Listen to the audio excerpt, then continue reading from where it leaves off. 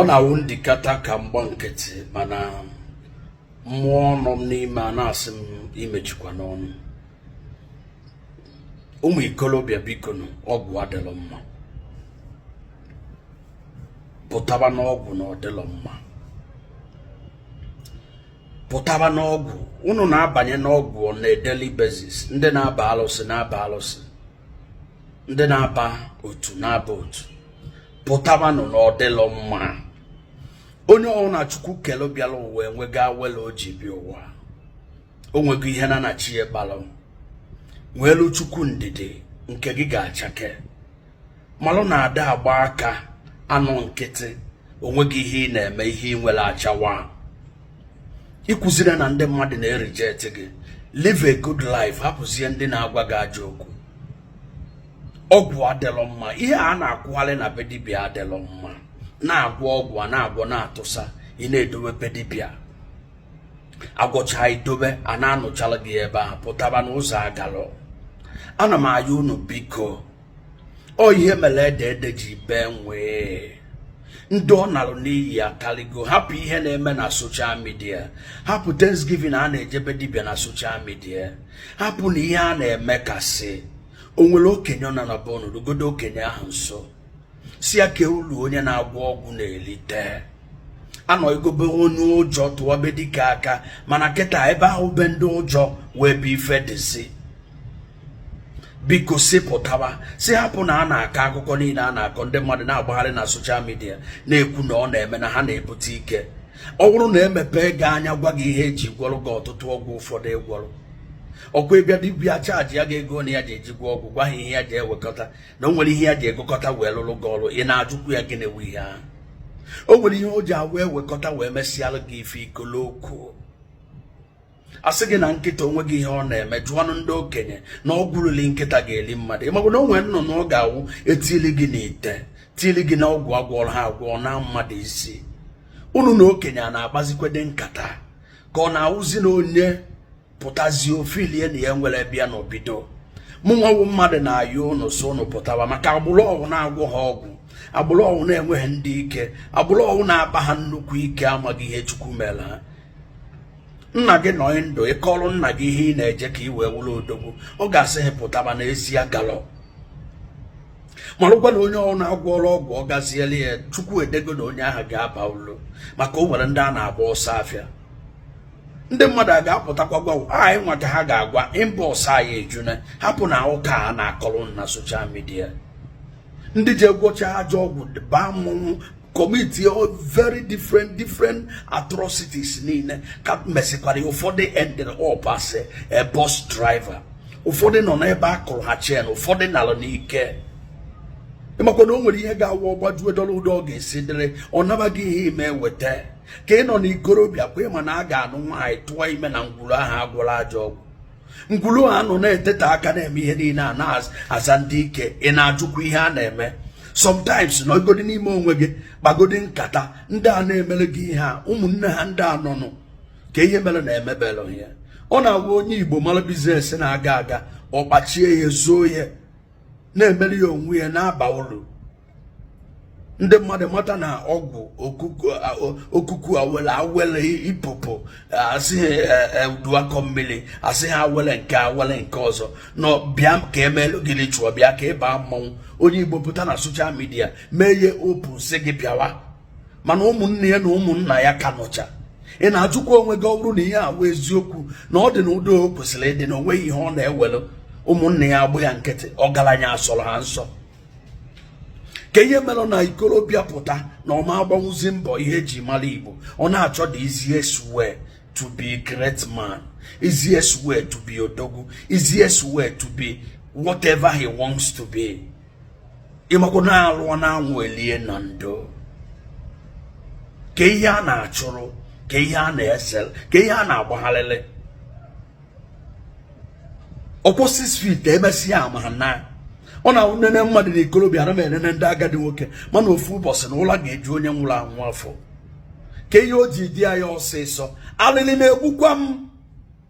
Condolence nke m ka m na-abịa ihe a maka ị nwere ike ịkpọ m onye iberibe, kpọọ m na alụ ụka na awụ ya, mana okwu ekwuchara ṅụọ iyi. generation melumbago, generation ndaligole ichezo the platform of who you are, and you feel that is your right, that you have arrived, that you are made, that person that give you a platform to stand is a foolish human being that is no more in existence. Generation apolon. Generation on a unesianya efem nisi alili ejumobi. Generation nelo tesi ho jo nelo zihoma. Generation, you can only count the wrongs, but you cannot count the right. Generation lozolo ebo gina madesi nobido. Generation nelozo nye holi odu n'odumile. Generation nelozo na onye asiali nnefozo yinyakwa. Generation nelozo onye ha welo gitinye gị na the roof mere na mmiri amage. Generation nelozo seso. What a generation. What a sorrowful generation and a powerful generation. Generation na de bo kuonye toife. Generation believe in destruction. Generation believe ni megidoni na haku. Generation nonia ya game we kwatu onye nke. Generation ona unepu anya akwa agawa. Generation ndị mmadụ bọtagoro tinye ha n'ụzọ tinye ha n'ihe a na-eme ha wepụ ndụ ndị tinyere ha. Generation ndị mmadụ sigorie na ụzọ a dị nke anya ojezi ebe ahụ mechi ụzọ ha. Generation enyela aka ọgbagote wepụ leda eji nyere ya aka o ji gbagote. Generation batara n'ụlọzọ na o nwere onye kụziri ụzọ. Generation emeela ọgọ ụlọzọ ime ọgọ.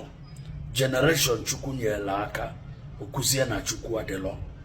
Generation egbolu mkpa ụlọzọzie na ya ga na-egbu mkpa.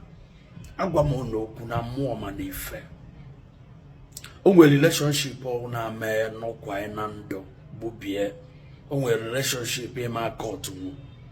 O nwere relationship ọ ga-awụ inekwasa anya ọsọkwa na wụrụ na onye ahụ mejọrọ gị ịda na ọwụ boss gị na office or a friend or enyi mana ihe onye ahụ tinyegoro na ndụ gị karịrị ihe ọjọọ mere gị ine anya iwere ụkwụ zọgbuo ya. O nwere generation ga-awụ inekwasa anya ibebe akwa. Mana o nwere relationship ọ ga-awụ inekwasa anya ine na ihe gị na onye a jegoro na ndụ ịnịgharị ya ihe ọjọọ mere gị no matter what.